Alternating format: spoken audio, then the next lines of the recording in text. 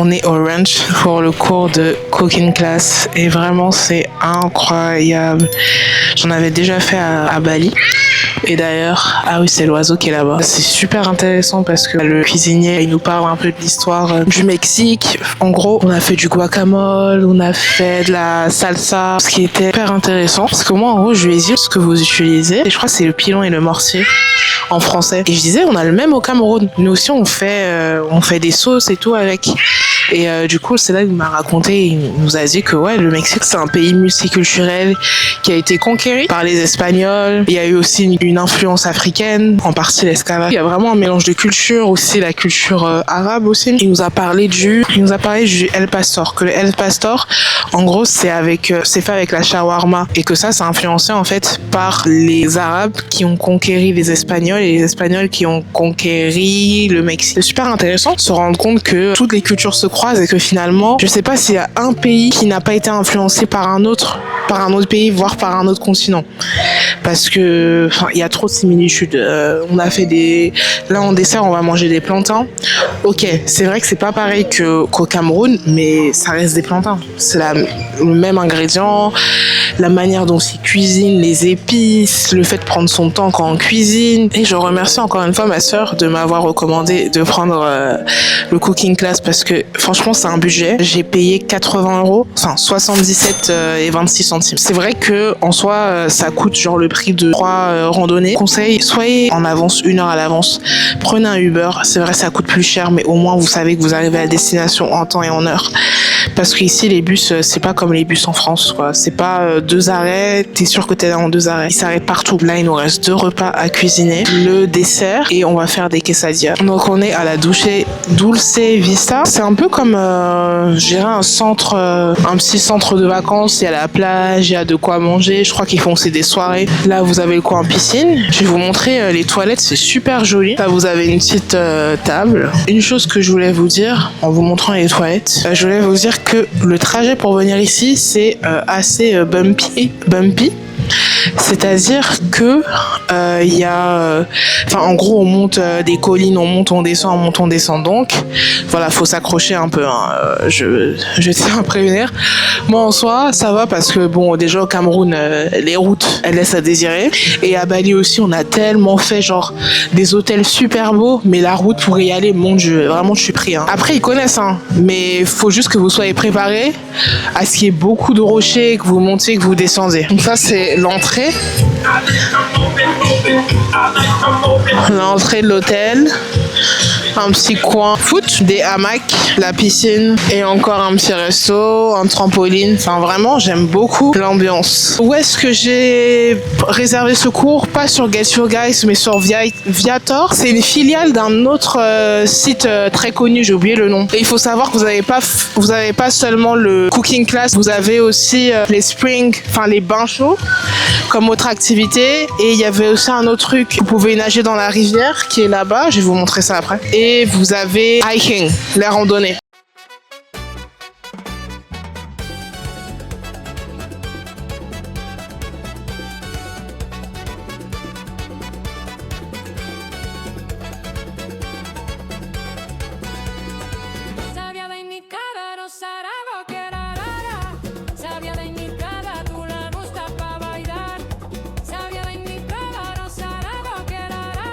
Je vais d'abord parler d'un truc. Comment ne plus avoir peur du regard des autres? Parce que là, je suis dans un restaurant, genre voilà, un restaurant, je suis à la glacerie. Moi, je me dis que je filme pour vous, pour moi aussi, et que les gens qui me regardent quand je parle, ils vont juste me voir une fois. Et en soi, c'est juste, je me dis, c'est mon endroit, là, je suis dans mon espace, je filme que moi, donc il y a pas de souci. Tant que je dérange pas les gens. Et comme par hasard, c'est là où les musiciens arrivent, mon dieu. Demain, on va aller à Sayulita et on va passer la journée là-bas. Donc ça veut dire qu'il faut se lever très tôt. Vraiment les distances. Moi, je me dis, il faut peut-être multiplier par 2 minimum, voire par par 3 pour chaque truc. Vous voyez sur Google Maps, 10 minutes c'est 30 minutes, 20 minutes c'est 50 minutes. Première chose à faire, prendre des cours de natation. Que les gens me disent ouais mais tu sais nager. Oui, j'ai pris des cours, j'ai eu des cours de natation de la maternelle jusqu'au collège. Donc pendant 10 ans, j'ai eu des cours toutes les semaines. Mais ça fait 10 ans que je ne pratique pas. Et même les nageurs, j'ai parlé avec eux là hier. Je leur demandais ouais ça va, ils disaient mais en vrai oui mais c'est chaud. Ils m'ont dit moi je sentais que je partais vers l'arrière quoi. En gros ils devaient forcer pour revenir au large parce que sinon la mer elle emporte. Comment moi qui nage à l'aide de mes connaissances je peux faire ça? C'est pas possible. Trouver cette balance entre se reposer et faire des activités c'est un peu complicado. Franchement ça m'attriste de fou parce que là je me rends compte que je rentre bientôt à Mexico City. J'aime bien, hein. Je suis un peu j'ai un peu la flemme de recommencer le taf, mais qui dit pas de taf dit pas d'argent, qui dit pas d'argent qui dit pas de voyage. Allez, sur ce, je vous laisse. On va manger au Mons. Là il y a la lumière mais c'est écrit Planeta végétarien. Et regardez le petit chat qui va certainement partir quand je vais arriver. Comida et Cena. De 8h à 11h30. Donc c'est un buffet à volonté. On a de l'eau, on a le jus hibiscus que j'ai bu, très bon, juté, différents goûts. Ensuite la nourriture, je vous fais un peu à l'envers mais c'est pas grave.